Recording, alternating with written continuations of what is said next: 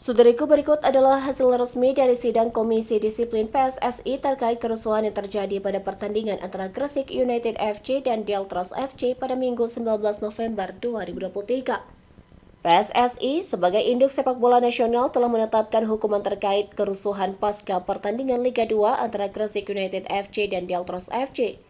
Insiden tersebut menyebabkan sejumlah personel kepolisian dan supporter mengalami luka-luka.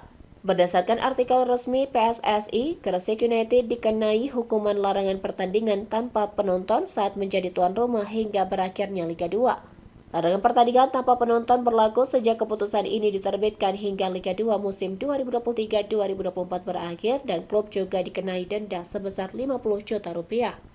Selain itu, 8 supporter Gresik United menjadi tersangka dalam kerusuhan tersebut. Dari 8 tersangka tersebut, 4 diantaranya masih anak-anak.